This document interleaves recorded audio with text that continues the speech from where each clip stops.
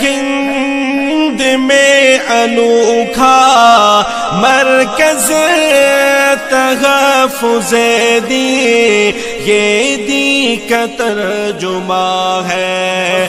والسلام على سيد الأنبياء والمرسلين وعلى آله وأصحابه أجمعين، أما بعد، فأعوذ بالله من الشيطان الرجيم، بسم الله الرحمن الرحيم، وقضى ربك ألا تعبدوا إلا إياه وبالوالدين إحسانا، صدق الله العظيم۔ سبھی کچھ ہو رہا ہے اس ترقی کے زمانے میں، سبھی کچھ ہو رہا ہے اس ترقی کے زمانے میں، مگر یہ کیا غضب ہے کہ آدمی انسان نہیں ہوتا۔ برادران اسلام، اگر آج کا ہم اس پرفتن دور میں ہم دنیا پر دائرانہ نظر ڈالیں تو ہر صفت سے اپنے اپنے حقوق کے مطابق کی صدائیں سنائی دیتی ہے۔ ہر صفت ظلم و زیادتی کا دور دورہ ہے، ایک دوسرے کے حق کو مارتے ہوئے نظر آتی ہے۔ والدین کو اولاد سے شکایت ہے، اولاد کو والدین سے شکایت ہے، بادشاہ و حاکم کو رعایا سے شکایت ہے، رعایا کو بادشاہ و حاکم سے شکایت ہے، غلام کو آقا سے شکایت ہے، آقا کو غلام سے شکایت ہے۔ کوئی پڑوسی کا حق ادا کرنے کے لیے تیار نہیں۔ ہم اس ماں پر ظلم و زیادتی کا پہاڑ توڑتے ہیں جس ماں نے 2 ماہ تک اپنے پیٹ کے اندر رکھا، جس ماں نے 2.5 سال تک اپنا دودھ پلایا، جس ماں نے بچے کے خاطر مصیبتوں کو برداشت کیا، جس ماں نے بچے کی مصیبت کو اپنی مصیبت سمجھا۔ ہم ان والدین پر ظلم و زیادتی کا پہاڑ توڑتے ہیں جو بچے کے خاطر مصیبتوں کو برداشت کرتے ہیں۔ کہ والدین کا حق یہی ہے کہ ان کے ساتھ بھلونی اور ناپاک حرکتیں کی جائے، ان کی عزت و احترام کو پامال کیا جائے۔ ہرگز نہیں، جو والدین کا حق نہیں۔ حدیث شریف میں موجود ہے، ایک صحابہ حضرت عمر رضی اللہ تعالیٰ عنہ سے مروی ہے کہ حضرت محمد مصطفیٰ صلی اللہ علیہ وسلم کے پاس ایک شخص آیا اور اس نے دریافت کیا، یا رسول اللہ، ما حق الوالدین، والدین کا حق کیا ہے؟ تو آپ صلی اللہ علیہ وسلم نے فرمایا، ہوا جنتک و نارک، وہی تیری جنت ہے اور وہی تیری جہنم ہے۔ حدیث شریف کا مطلب یہ ہے کہ اگر کوئی اولاد اپنے والدین کی عزت و احترام کرتی ہے تو وہ جنت کے حقدار ہے، اور اگر کوئی اولاد اپنے والدین کی نافرمانی کرتی ہے تو اپنا ٹھکانہ جہنم میں بنا لے۔ برادران ملت، جو شخص اپنے والدین کی نافرمانی کرتا ہے، اللہ رب العزت اس کو دنیا میں تو سزا، اللہ رب العزت اس کو آخرت میں تو سزا دیتے ہی ہے، لیکن دنیا کے اندر بھی اس کو سزا دیتے ہیں۔ ثبوت کے طور پر میں آپ حضرات کے سامنے ایک واقعہ بیان کرتا ہوں۔ غالب پاکستان کے اندر پیش آیا، ایک نوجوان نوکری سے گھر پر لوٹا تو اس کی بیوی نے اس کی ماں سے اس کو شکایت کی۔ نوجوان کو غصہ آیا اور وہ ماں کو مارنے کے لیے نکلا۔ بیچاری ماں نماز پڑھ رہی تھی، اس نوجوان نے ماں کی گردن میں اس زور سے پھیلا تھا کہ ماں ماری کی حقیقی سزا ملی۔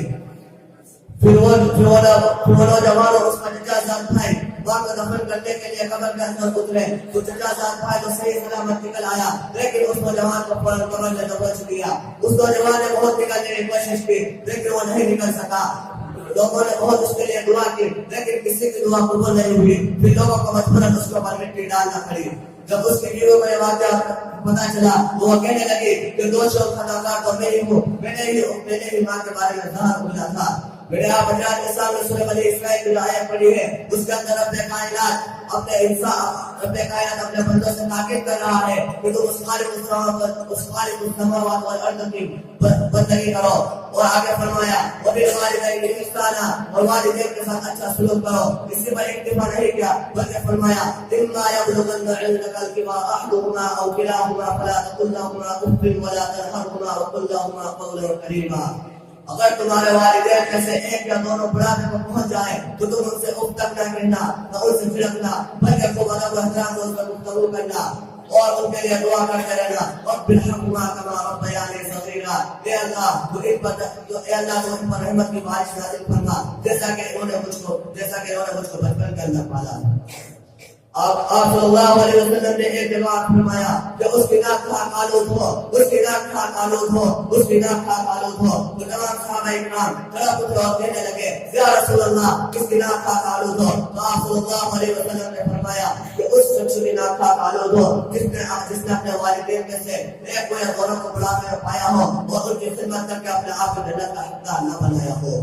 اور دوسری جگہ پر آپ صلی اللہ علیہ وسلم نے فرمایا کہ جو نیک صالح اولاد اپنے والدین کو دن میں ایک مرتبہ محبت کی نگاہ سے دیکھتی ہے تو اللہ رب العزت ان کو ایک مقبول حج کا ثواب عطا فرماتے ہیں۔ تو لوگوں کو تعجب ہوا اور لوگوں نے دریافت کیا یا رسول اللہ اگر کوئی نیک صالح اولاد اپنے والدین کو دن میں 1000 مرتبہ اگر محبت کی نگاہ سے دیکھے تو کیا اللہ رب العزت ہر مرتبہ 1000 روپے کا ثواب عطا فرمائیں گے. تو آپ صلی اللہ علیہ وسلم نے فرمایا کہ بے شک اللہ رب العزت ہر مرتبہ 1 اور 1 روپے کا ثواب عطا فرمائیں گے.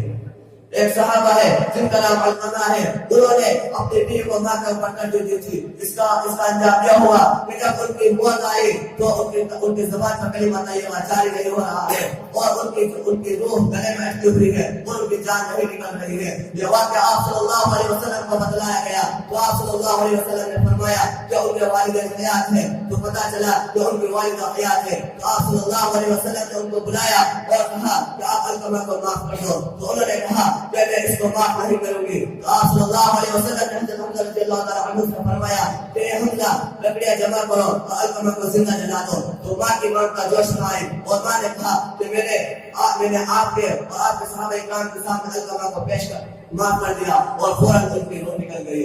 میرے بھائی بزرگوں دوستوں، ان بدنام واقعات سے ہم کو نصیحت حاصل کرنا چاہیے اور ہم کو ماں باپ کی نافرمانی کرنے سے بچنا چاہیے. اللہ تعالیٰ ہم سب کو عمل کرنے کی توفیق عطا فرمائے.